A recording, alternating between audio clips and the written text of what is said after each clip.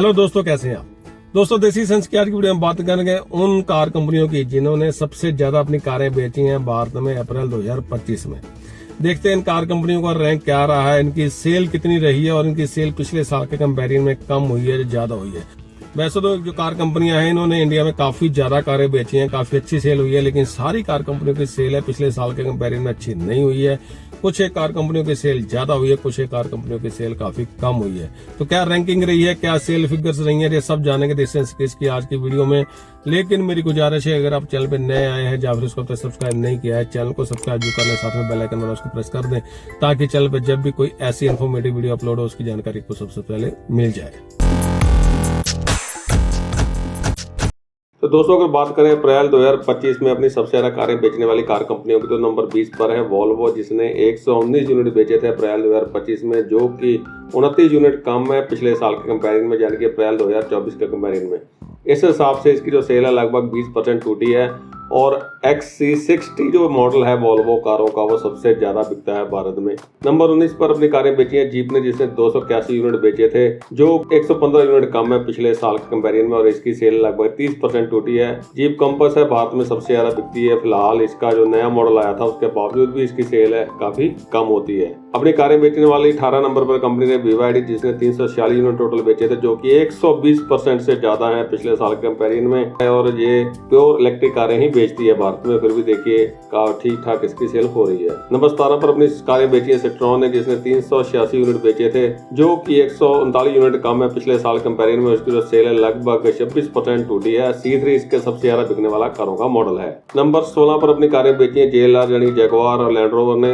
इन company ने 396 unit total बेचे थे, जो कि 94 यूनिट ज्यादा है पिछले साल कंपेरिजन में। इसकी सेल 31% ज्यादा हुई है। डिफेंडर इस समय काफी ज्यादा पॉपुलर और काफी ज्यादा बिक रही है। नंबर 15 पर अपनी कारें बेची है फोर्स मोटर्स ने, जिसने 832 यूनिट टोटल बेचे थे, जो कि 56 यूनिट ज्यादा है पिछले साल कंपेरिजन में। इसकी सेल है जो लगभग 7% से ज्यादा हुई है पिछले साल कंपेरिजन में। गोरखा सबसे ज्यादा बिकती है फोर्स की इंडिया में। नंबर 14 पर BMW ने अपनी कारें बेची हैं, जिसने 1234 यूनिट बेचे थे, जो कि 37 यूनिट कम है पिछले साल कंपेरिजन में। इसकी सेल लगभग 3% कम हुई है। BMW की 3 सीरीज की जो कारें हैं वो इंडिया में काफी ज्यादा बिक रही हैं। नंबर 13 पर अपनी कारें बेचने वाली कंपनी मर्सिडीज, जिसने 1323 यूनिट बेचे थे, जो कि 303 यूनिट कम है पिछले साल कंपेरिजन में। इसकी सेल लगभग 18.5% टूटी है। और E क्लास जो है सबसे ज्यादा बिकती है मर्सिडीज की। नंबर 12 पर अपनी कारें बेची है निसान ने, जिसने 1880 यूनिट बेचे थे।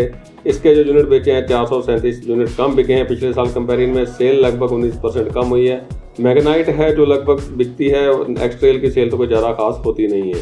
नंबर 11 पर अपनी कारें बेची है रेनॉल्ट ने, जिसने 2830 यूनिट बेचे थे टोटल, जो कि 1206 यूनिट कम है पिछले साल कंपेरिजन में। लगभग 30% इसकी सेल टूटी है और ड्राइवर सबसे ज्यादा बिकती है। नंबर 10 पर अपनी कारें बेची है फॉक्सवैगन ने, जिसने 2851 यूनिट बेचे थे, जो कि 198 यूनिट कम है पिछले साल के कंपेरिजन में। इसकी सेल लगभग 6.5% टूटी है। टाइगून सबसे ज्यादा बिकने वाली इसकी कार है। अब उम्मीद है कि फॉक्सवैगन स्कोडा की तरह ही कोई छोटी कार भी इंडिया में लॉन्च करके सब 4 मीटर की कैटेगरी में, जिसमें काइलैक आई है। नंबर 9 पर अपनी कारें बेची है होंडा ने, इसने 4833 यूनिट बेचे थे, जो कि 1419 यूनिट कम है पिछले साल कंपेरिजन में। टोटल सेल इसकी लगभग 23% टूटी है और अमेज सबसे ज्यादा बिकती है होंडा की। नंबर 8 पर अपनी कारें बेची है MG ने, जिसने 4771 यूनिट बेचे थे, जो कि 604 यूनिट ज्यादा है पिछले साल कंपेरिजन में। सेल 14% से ज्यादा बढ़ी है। विंडसर सबसे ज्यादा बिकने वाली EV है इस समय इंडिया में, और यही गाड़ी MG की सबसे ज्यादा बिकती है और इसकी सेल को ड्राइव करती है। नंबर 7 पर अपनी गाड़ी बेची है स्कोडा ने, जिसने 7302 यूनिट बेचे हैं। इसकी सेल 4723 यूनिट ज्यादा हुई है पिछले साल कंपेरिजन में, और 183% से ज्यादा इसकी सेल बढ़ी है। ये सारा का सारा कमाल काइलैक ने किया है। जब से आई है लोग इसको काफी पसंद करने, का अफोर्डेबल गाड़ी स्कोडा की जो है लोगों को मिल रही है और काफी अच्छी कार भी है। नंबर 6 पर अपनी कारें बेची है किया ने, जिसने 21,618 यूनिट बेचे थे, जो कि 1813 यूनिट ज्यादा है पिछले साल के कंपेरिजन में।